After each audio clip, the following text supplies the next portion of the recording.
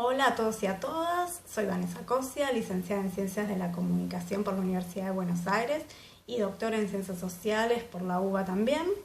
Me ocupo desde hace varios años de análisis de medios y diversas cuestiones vinculadas al mundo del trabajo, los sindicatos, el neoliberalismo.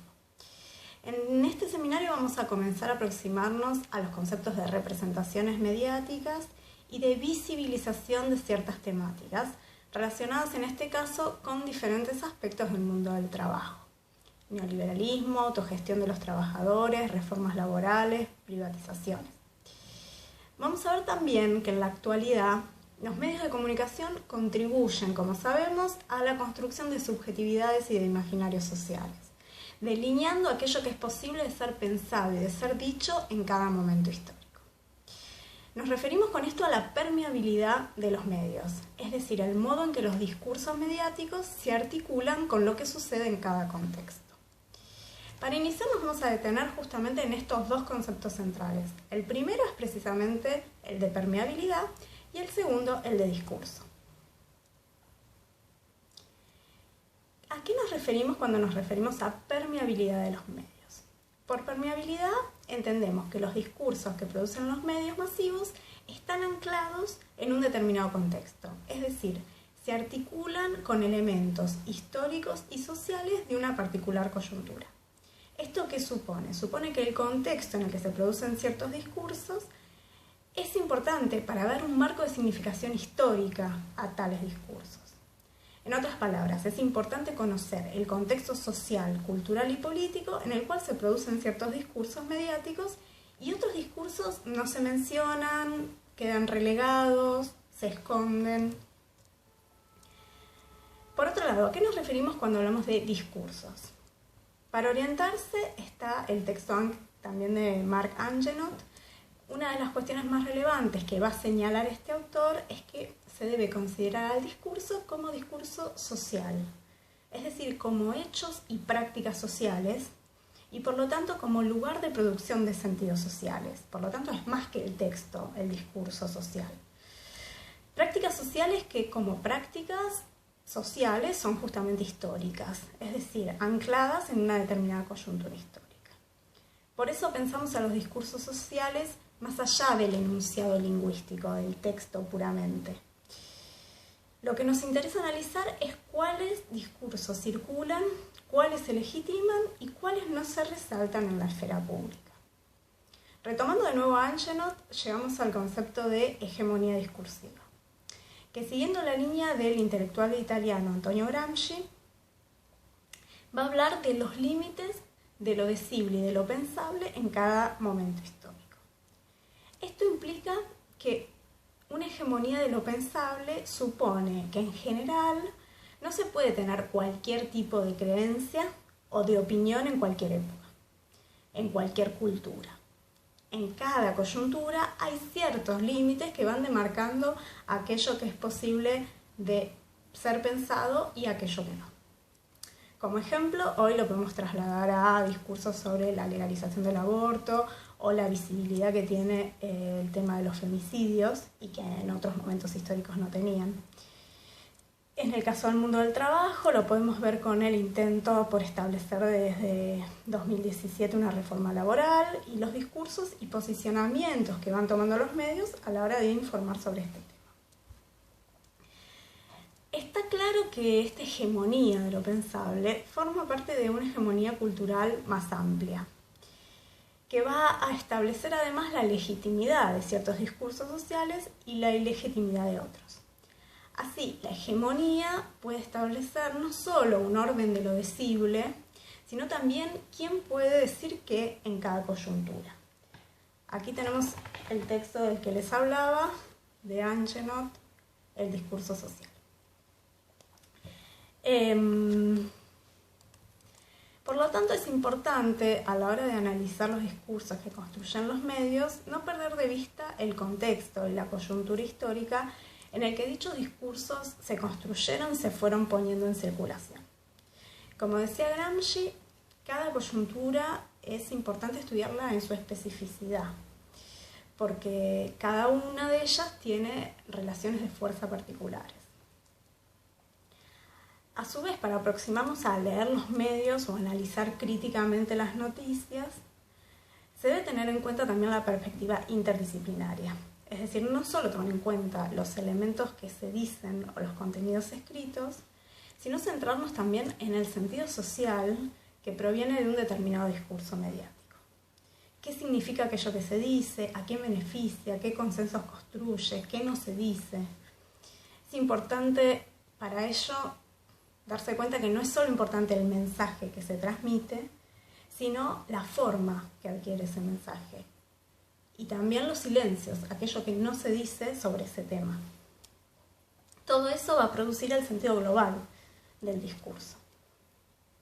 Después lo vamos a ver con algunos ejemplos más concretos. Volvamos a los medios de comunicación. Hablamos al principio de su importancia como espacio de configuración de imaginarios sociales en la cultura contemporánea. Por esta razón es necesario detenernos en las nociones de cultura, por un lado, y funcionamiento ideológico de los medios, por el otro. ¿Qué entendemos por cultura? Primero, desde la perspectiva del intelectual Stuart Hall, referente de la corriente de los estudios culturales allá por fines de los 70, inicios de los 80, podemos hablar de cultura como un concepto dinámico, como un conjunto de códigos y de saberes compartidos que en cada momento histórico van reconfigurando nuestros sentidos sociales. Son nuestras creencias, nuestros valores, nuestras tradiciones, y que si bien estas creencias y valores son influidos y se relacionan con la base material, la clase social a la que pertenecen los individuos, esta clase social no va a determinar de modo lineal cuáles van a ser los consumos culturales o las opiniones o las creencias de cada individuo. Entonces, pensamos a la cultura más bien desde Hall como una batalla por los sentidos sociales y los discursos que circulan en cada contexto. Dentro del campo cultural vamos a tener, entre todas las otras cosas, al rol de los medios de comunicación. ¿Qué rol tiene el medio de comunicación? Los medios de comunicación, podemos decir, los medios masivos de comunicación, que dan ciertas bases a partir de las cuales los grupos y las clases construyen representaciones sobre las vidas, sobre los significados, sobre las prácticas, sobre los valores del mundo. Por lo que podemos afirmar que los medios colaboran junto a otras instituciones u otros ámbitos de la vida social, como la escuela, la iglesia, los círculos intelectuales, la familia, en la configuración y elaboración de nuestros sentidos sociales y de nuestras mismas visiones del mundo. Acá vamos a traer a Gramsci de nuevo para pensar a los medios como co-constructores de hegemonía en cada coyuntura histórica. Y esta co-construcción tiene que ver justamente con eso, con que hay otros actores en la esfera pública que colaboran en la construcción de ciertos consensos o la búsqueda de ciertos consensos sociales. Así, el concepto de cultura va a estar estrechamente ligado al de ideología y al de poder. En la relación específica con los medios, nos interesa concentrarnos en aquello que Hall denominó el funcionamiento ideológico de los medios. Ahí van a tener el texto de Hall como bibliografía obligatoria, que se llama La cultura, los medios y el efecto ideológico. Este funcionamiento ideológico de los medios tiene que ver con el intento por reproducir el orden social hegemónico y que los receptores decodifiquen los mensajes en función del marco ideológico dominante o hegemónico, a través de la construcción de ciertas representaciones, ciertas lecturas privilegiadas y no de otras. Para profundizar sobre de qué hablamos cuando hablamos de este concepto de representaciones mediáticas, incluimos el texto de Hall, el trabajo de la representación. Y también otro muy claro y ilustrativo, la doctora María Graciela Rodríguez, que se llama Luces y sombras de las representaciones mediáticas. Y de estos textos vamos a retomar dos cuestiones centrales. En primer lugar, el concepto justamente de representación mediática, como construcción de la realidad, y el de lecturas preferenciales que proviene de Hall. Sobre el tema de representaciones mediáticas, resulta fundamental pensarlas como forma activa de construcción social de la realidad y no como un reflejo o espejo de la realidad. O sea, los medios construyen representaciones que son una construcción sobre la realidad y no son espejo de la realidad. Por lo tanto, va a haber necesariamente una distancia entre aquello que es representado y aquello que denominamos realidad. Realidad entre comillas. Las representaciones son fuerzas móviles que actúan en el campo cultural, donde se libran batallas por imponer ciertos sentidos sociales en unos momentos y en algunos momentos se logra una victoria y en otro momento no. Son posiciones que se ganan y se pierden todo el tiempo. Así, las representaciones mediáticas son un conjunto de discursos, podemos decir, que pasaron por operaciones de construcción de la noticia, de selección, apropiación y síntesis, y que se anclan en los imaginarios sociales de cada sociedad y de cada coyuntura.